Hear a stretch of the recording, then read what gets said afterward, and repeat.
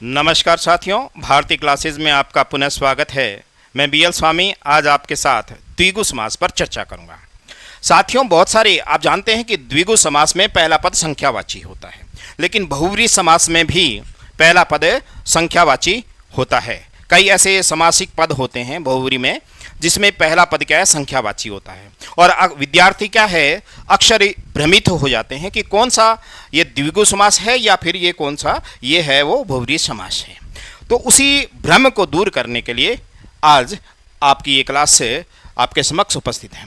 साथियों, द्विगु समास है वो कर्मधारय समास का ही एक भेद है, क्योंकि कर्मधारय समास में क्या होता है, पहला पद है वो गुणवाचक होता है, विशेषतावाचक होता है, और यहाँ भी संख्या भी एक गुणवाचक है जो संज्ञा की विशेषता बताती है, संख्या बताती है। तो इसलिए द्विगु समास को द्विगु कर्मधारय समास भी कह सकते हैं। द्विगु कर्मधारय समास भी कह सकते हैं। साथियों, द्विगु शब्द का शाब्दिक अर्थ होता है दो गायों का समूह। द्वि पहला पद है, द्वि का मतलब होता है दो, और गु का मतलब होता है गायों का। तो दो गायों का समूह ये होता है। और इसमें देखिए, गाय क्या है, एक संज्ञा है, और दो एक संख्या है जो कि संख्या है जो कि एक विशेषण है। संख्या है जो कि एक विशेषण है। तो एक बात हमें यहां ये समझ लेनी है। अब साथियों, एक संस्कृत के बहुत बड़े विद्वान है, इनका नाम है पाणिनि।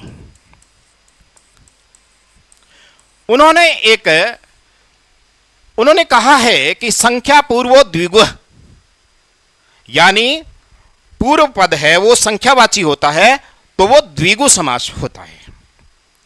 अब यहां पर एक बहुत बड़े संस्कृत के व्याकरण है, प्रकांड विद्वान है, पंडित कामता प्रसाद गुरु। उन्होंने क्या कहा है, जिस कर्मधारय समास का पहला पद संख्यावाचक होता है, पहला पद संख्यावाचक होता है, और जिसमें समुदाय या समाहार का बोध होता है, एक समूह का बोध होता है, उसे संख्या पूर्व कर्मधारय समास या फिर संख्या पूर्व कर्मधारय समास कहते हैं। और इस प्रकार को संस्कृत में द्विगु समास द्विगु कहते हैं। तो द्विगु समास है वो क्या है कि उसमें पहला पद है वो संख्यावाची होता है। ये पंडित कामता प्रसाद गुरु ने, जो एक प्रकांड विद्वान है, उन्होंने ये बात कही है। अब हम साथियों विशेष रूप से इन चीजों को जानना है कि बहुव्रीहि समास में भी पहला पद संख्यावाची होता है और द्विगु में भी संख्यावाची होता है। तो कौन सा द्विगु में समास में आएगा और कौन सा आपके बहुव्रीहि समास में आएगा। तो साथियों, यहां पर क्या है, पहली बात आपको ध्यान रखने वाली है, ये कुछ बातें हैं, 3-4 बातें हैं, इनका विशेष रूप से ध्यान रखना है। अगर आप ध्यान रख पाएंगे तो आपको बहुव्रीहि समास में और द्विगु समास में भेद करना आ जाएगा। साथियों, पहली बात यह है कि पुस्तक विशेष, कोई भी पुस्तक है, पुस्तक विशेष के वाचक समस्त पद संख्या व संज्ञा से निर्मित होते हुए भी द्विगु नहीं होते। यानी पुस्तकों के नाम जिनका पहला पद संख्यावाची होता है वो क्या है, द्विगु नहीं होते, वो बहुव्रीहि के उदाहरण होते हैं। जैसे अष्टाध्यायी, 8 अध्यायों की पुस्तक है अष्टाध्यायी। तो अष्टाध्यायी पुस्तक है जिसमें 8 अध्याय, ये एक पुस्तक विशेष है, 8 अध्यायों युक्त है। तो ये क्या है, एक पुस्तक विशेष है साथियों, पुस्तक विशेष है। इसलिए ये तीसरा अर्थ एक पुस्तक विशेष की ओर इशारा करती है, इसलिए ये बहुव्रीहि समास है, द्विगु समास नहीं आता। दूसरा है पंचतंत्र। पंचतंत्र भी एक पुस्तक है। दक्षिण भारत के एक विद्वान पंडित विष्णु शर्मा ने यह पुस्तक लिखी है जिसका नाम है पंचतंत्र। और इसमें 5 तंत्र, 5 है तंत्र, यानी 5 तंत्र जिसमें ज्ञान सूत्र यानी ज्ञान की बातें बताई गई है। इसमें ज्यादातर इसमें पात्र है वो क्या है कि वन्य प्राणियों को बताया गया है। और उसमें 5 तंत्र दिए गए, मित्र भेद, मित्र लाभ, काकोलुकियम, लब्ध प्रणाश और अपरीक्षित कारक।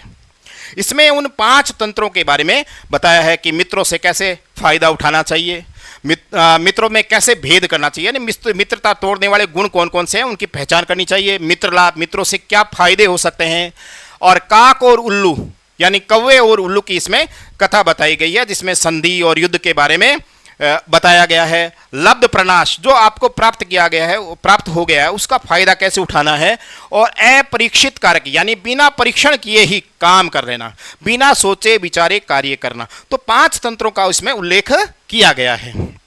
तो ये पंचतंत्र है, एक पुस्तक विशेष है, ऐसी पुस्तक विशेष है, और तो ये बहुव्रीहि समास में आएगा, ये द्विगु समास में नहीं आने वाला। आगे पंचांग। पंचांग अपने क्या करते हैं, पंचांग है तो जो भविष्यवाणी करते हैं, ज्योतिषी होते हैं, वो पंचांग का उपयोग करते हैं। तो 5 हैं अंग जिसमें, तो 5 हैं अंग जिसमें ऐसी ज्योतिष की पुस्तक विशेष है, ये भी एक पुस्तक विशेष है, ठीक है। और जिसमें क्या 5 अंग दे रखे हैं, तिथि है, वार है, नक्षत्र है, योग है और करण है, ये ज्योतिषी के जो दे रखे हैं। कर्ण यानी आधे दिन का आधा है वो। तो ये 5 क्या है, ये भाग आपके इसमें दिए गए हैं, ठीक है। उसके बाद में सत सई, सत का मतलब 700 और सई का मतलब 200 वाली पुस्तक विशेष, जो बिहारी के द्वारा रचित पुस्तक है। तो ये सभी 4, ये सभी क्या है, एक पुस्तक विशेष की तरफ इशारा करते हैं, तीसरे विशेषण की तरफ इशारा करते हैं, इसलिए ये द्विगु समास में नहीं आते। आगे चलते हैं साथियों। स्थान विशेष के वाचक, देखिए स्थान विशेष के वाचक समस्त पदों में संख्या और संज्ञा, पहला पद संख्या और दूसरा पद संज्ञा है, को मेल होते हुए भी द्विगु न होकर के बहुव्रीहि मानना चाहिए, उनको बहुव्रीहि मानना चाहिए साथियों। लेकिन एक बात ध्यान रखना है कि ऑप्शन में, आपके विकल्पों में अगर बहुव्रीहि नहीं है तो आप द्विगु कर सकते हैं, यानी आपको दोनों की है, यानी बहुव्रीहि अगर ऑप्शन में नहीं है तो आप द्विगु कर दीजिए, लेकिन अगर बहुव्रीहि और द्विगु दोनों है तो फिर आप बहुव्रीहि करना है आपको, ठीक है। अब देखिए कौन कौन से हैं, जैसे छत्तीसगढ़, ये 36 है, पहला पद संख्यावाची है। छत्तीसगढ़ है जिसमें, तो एक राज्य विशेष की ओर यह इशारा करता है। दूसरा पंचवटी, 5 वटों का मतलब है वृक्ष, तो 5 वृक्षों का समूह है, ठीक है। तो पंचवटी क्या है, एक स्थान विशेष है जो मध्य प्रदेश में नहीं है, ये महाराष्ट्र में है, महाराष्ट्र में नासिक जिले में है, तो ठीक है। तो पंचवटी एक स्थान विशेष है। आपको पता होगा कि रामायण के अंदर पंचवटी का जिक्र आता है।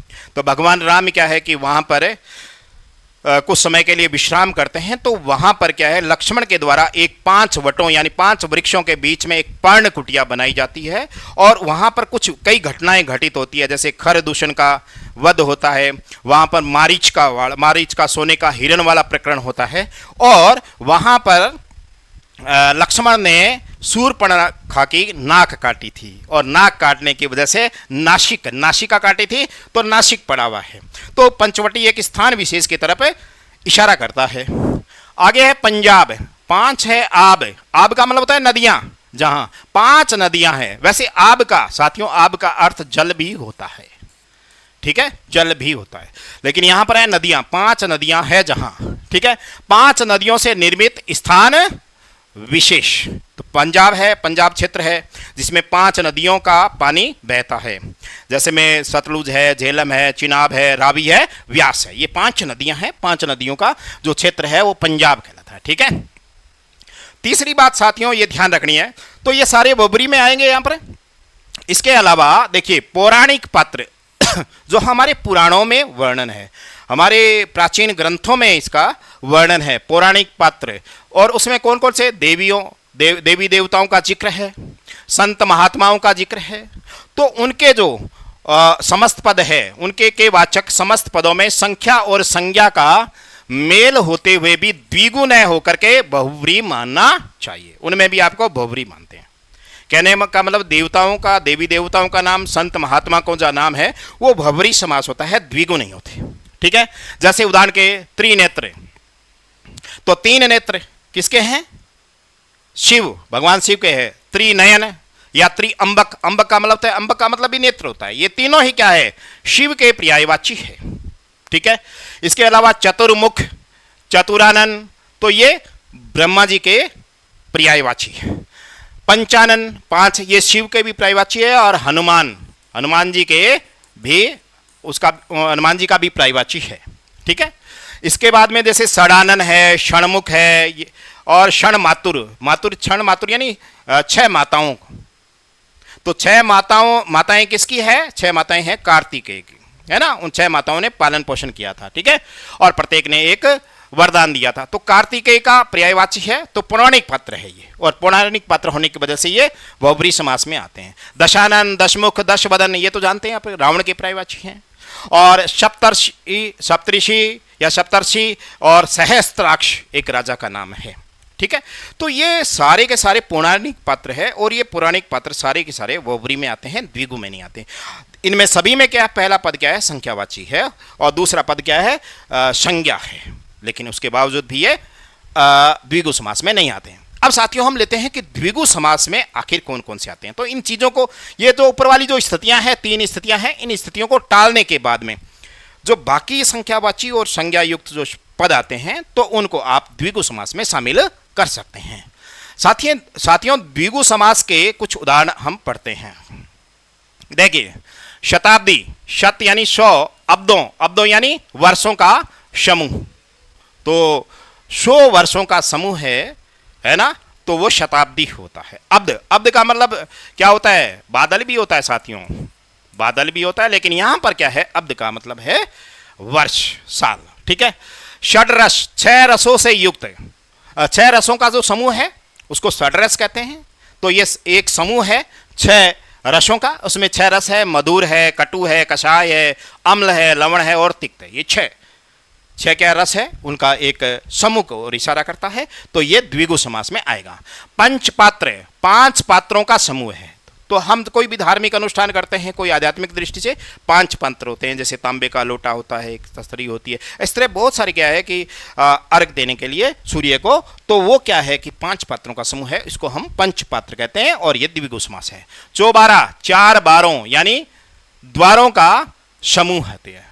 ठीक है। तो वो भी चौबारा भी क्या है? द्विगु समास में आएगा। नवनिधि, 9 निधियों का समूह है। तो 9 निधियां हैं, और उन निधियों को जो कुबेर के पास में है ना, और उनका जो वरदान है वो माता सीता ने हनुमान जी को भी दिया था, अष्टसिद्धि और नवनिधियों का। तो नवनिधि है, ये 9 निधियों का समूह है, ये भी आपके द्विगु समास में आएगा। दुपहिया, 2 पहियों वाला। चौकड़ी, 4 कड़ियों वाला। तिराहा, 3 राहों का समूह है ना, तो 4 कड़ियों का समूह और 3 राहों का समूह या समाहार को के अर्थ को प्रकट करता है। चौखट, 4 खूंटों का समाहार। अष्ट धातु, 8 धातुओं का समूह। अठन्नी, 8 आनों का समूह। तो सभी पद इसमें क्या है? संख्यावाची है, और ये सारे द्विगु समास में आएंगे। आगे चलते हैं साथियों। इसी तरह चवन्नी, 4 आनों का समूह। चतुर्युग, 4 युगों का समूह है। 4 युग है ना, सतयुग है ना, आ गया है, त्रेता युग हो गया, द्वापर युग हो गया, और कलयुग आ गया। तो ये 4 युगों का समाहार समूह है, और ये आपके आएगा द्विगु समास में। षड दर्शन, 6 दर्शनों का समूह। षड दर्शन हम पढ़ते हैं, सांख्य दर्शन है, योग दर्शन है, न्याय दर्शन है, वैशेषिक दर्शन है, पूर्व मीमांसा और उत्तर मीमांसा है। ये षड दर्शन है। तो ये 6 दर्शनों का जो समूह है वो भी द्विगु समास में आएगा। त्रिपिटक, 3 पिटकों का समूह। पिटक जो बौद्ध धर्म के ग्रंथ है, और विनय पिटक है, सुत पिटक है, या अभिधम पिटक है। तो 3 त्रिपिटक है, 3 पिटकों का समूह है। सप्ताह, इसमें क्या है साथियों? अहन है ना। यह सप्त यानी 7। अहन का मतलब होता है दिन, जैसे मध्याह्न, पूर्वाह्न है ना, तो दिन के मध्य में है ना। तो इसी तरीके से दिनों का समूह है, तो ये भी आपके द्विगु समास आएगा। चतुष्पथ है ना, जिसको आपके तद्भव के चौराहा कहते हैं, है ना। तो 4 पथों का समाहार। त्रिभुवन, 3 भुवनों यानी संसार का समाहार, जैसे स्वर्ग है, पृथ्वी है, या पाताल है, या इसको मत्स्य लोक भी कहते हैं। ठीक है। त्रिरत्न, 3 रत्नों का समूह। दुमट, 2 प्रकार की मिट्टियों का समूह। ये दुमट, ये भी द्विगु समास है। त्रिकाल, 3 कालों का समूह, जैसे भूतकाल, वर्तमान काल और भविष्यत काल। तो 3 काल हो गए, कहते हैं ना त्रिकालदर्शी, तीन कालों को देखने वाला, ठीक है। तो यहां पर ये त्रिकाल भी इसमें आएगा। सहस्त्राब्दी, सहस्त्र का मतलब 1000, और अब्दों यानी वर्षों का समूह है, वो सहस्त्राब्दी है, 1000 सालों का, ठीक है। नवरत्न, नव यानी 9 रत्नों का समाहार है, नवरत्न, ये भी आपके द्विगु समास में आएगा। चतुर्वेद, 4 वेदों का समूह, 4 वेद है, ऋग्वेद, यजुर्वेद, सामवेद और अथर्ववेद है, ये 4 वेदों का समूह है, वो चतुर्वेद है, ठीक है। तो ये भी आपके द्विगु समास में है। शतरंग, 7 रंगों का समूह, जैसे इंद्रधनुष में क्या होते हैं, 7 रंग होते हैं, कौन कौन से होते हैं, लाल, नारंगी, पीला, हरा, नीला, जामुनी, बैंगनी। आपको कहते हैं तो बेजानी हपी नाला, ये 7 क्या है, बेजानी हपी नाला में 7 रंग है, ये 7 रंग शतरंग में आ जाते हैं। षड ऋतु, 6 ऋतुओं का समूह है, ठीक है। तो बसंत के साथ में, क्योंकि हिंदी नववर्ष के अंदर जो आता है तो बसंत से क्या है कि नया साल आरंभ होता है, तो नए साल में आपके ये इस तरीके से ये स्थिति आ जाती है। तो यहाँ पर देखिए बसंत है, ग्रीष्म है, वर्षा है, शरद है, हेमंत और शिशिर है, तो ये षड ऋतु है। षड गुण, 6 गुणों का समूह, ठीक है। ये क्या है, चाणक्य ने, कौटिल्य ने क्या है कि 6 गुणों का समूह बताया है। राजा में इस तरह के 6 गुण होते हैं, जैसे संधि करना है ना, विग्रह करना, अलग होना। यान, यान का मतलब होता है कि युद्ध के लिए प्रस्थान करना। आसन है ना, उचित अवसर के लिए युद्ध की प्रतीक्षा करना, उचित अवसर की, है ना। द्वेदी भाव, 2 तरह के भाव रखना, मित्रता का भी और युद्ध का भी, है ना, है ना, बात से मान जाए या फिर लात से मान जाए, ठीक है। और संश्रय, तो ये 6 क्या है कि षड गुण आते हैं, ठीक है। आश्रय देकर के, संश्रय का मतलब है किसी राजा को शरण देकर के, तो कौटिल्य के जो ये 6 गुण बताए हैं। आगे हम पढ़ते हैं साथियों सप्त सिंधु, 7 सिंधुओं, सिंधु और उसकी 7 नदियों का जो समूह है, सिंधु है, झेलम है, चिनाब है, रावी है, व्यास है, सतलज है, तो ये इस, और सरस्वती है, तो ये 7 नदियां हैं, सप्त सिंधु प्रदेश कहते हैं उसको, है ना। सिंधु और उसकी 7 बाकी 6 सहायक नदियां हैं, तो उन नदियों का ये समूह है, वो सप्त सिंधु या सप्त सिंधु कहलाता है, ठीक है। पंच तन्मात्रा, 5 तन्मात्राओं का समूह है, ठीक है। तो 5 तन्मात्राएं कौन कौन सी है कि ये जो पूरी सृष्टि की रचना हुई है वो 5 तन्मात्राओं से हुई है। शब्द जो आकाश का प्रतीक है, रूप जो अग्नि का प्रतीक है, स्पर्श यानी वायु का प्रतीक है, रस है वो जल का प्रतीक है ना, जल का आधार है, इसका आधार जल है, ठीक है। और गंध है वो, इसका आधार पृथ्वी है। तो ये सारी जो रचना हुई है तो पंच तन्मात्रा से हुई है, तो वो उसका जो समूह को दर्शाता है, तो ये भी द्विगु समास है।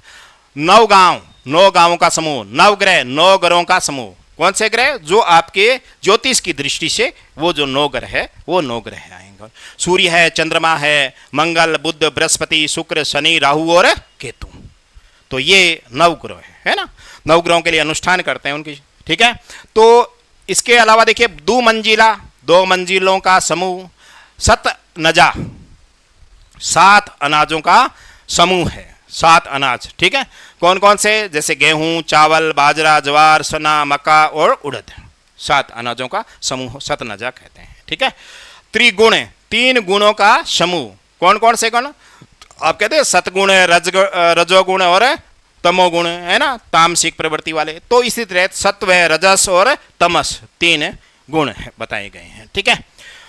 त्रिवेद, 3 वेदों का समूह। 3 वेद, पहले हमने पढ़ा चतुर्वेद, उसमें त्रिवेद में क्या है कि अथर्ववेद को छोड़ दिया गया है। अथर्ववेद क्योंकि उसमें कुछ क्या है, जादू टोने का, इस तरह की जो बाकी जो 3 वेद है, कौन कौन से, ऋग्वेद, यजुर्वेद और सामवेद, इसमें आपके आध्यात्मिक जीवन के बारे में बताया गया है, और जो अथर्ववेद है उसमें लौकिक जीवन के बारे में बताया गया। और कुछ क्या है कि जादू टोने, अंधविश्वास वाली प्रथाएं, तो उसको वेद के अंदर शामिल नहीं किया, त्रिवेद के अंदर शामिल नहीं किया गया है, ठीक है। तो त्रिवेद में ये 3 वेदों का समूह है। इसके साथ ही साथियों कुछ ऐसे और भी शब्द है जिनका पहला पद संख्यावाची और सारे द्विगु समास में आएंगे। कौन कौन से, इकहरा, एकांकी, एकांकी यानी जो नाटक जिसमें 1 अंक होता है तो उसको एकांकी कहते हैं। एक तरफा, एक तंत्र, इकट्ठा, इकलौता, दुगुना, दोबारा, दुधारा, दुपट्टा, 2 पटों से युक्त, है ना। दुनाली, दुराहा, दुदारी, द्विवेदी, है ना, द्विवेदी, दो वेद पढ़ने वाला है ना, त्रिभुज, त्रिदोष, त्रिवेणी, तिराहा, त्रिलोक, तिरंगा, त्रिमूर्ति, त्रिपाठी, यानी इसका पहला पद तीन है ना, तो पहला पद संख्यावाची है, तीन की ओर ये संकेत करता है। इसके बाद में चार वाला चौमासा, चौपाया, चौराहा, चतुर्भुज, चतुर्वर्ग और चतुर्भुज और चतुर्युग, चौकोर, पंचमढ़ी, पांच मड़ियों का समूह, ठीक है, पंचरंगा, पंचरात्र है ना, पांच रात्रियों का मतलब वो समूह है। पंसेरी है ना, पांच शेर का जो बाट होता है उसको हम पंसेरी कहते हैं। इसी तरह षटकोण है, सप्तरंग है, सप्तपदी है, अष्टभुज है, अठवारा है ना, आठ वार युक्त है ना, और सैकड़ा। तो ये सारे पद संख्यावाची हैं। तो ये इसी तरीके से ये हमने क्या है कि द्विगु समास जो बहुब्री में और इसमें जो समास में कुछ भेद करने वाले जो पद है उनके बारे में हमने पढ़ा है। उम्मीद है आपको इस कक्षा से फ़ायदा मिला होगा। अपने अनुभव को, अपनी राय को आप नीचे कमेंट बॉक्स में अवश्य दीजिएगा और अच्छा लगे तो इस चैनल को लाइक और सब्सक्राइब अवश्य कीजिएगा। बहुत बहुत धन्यवाद।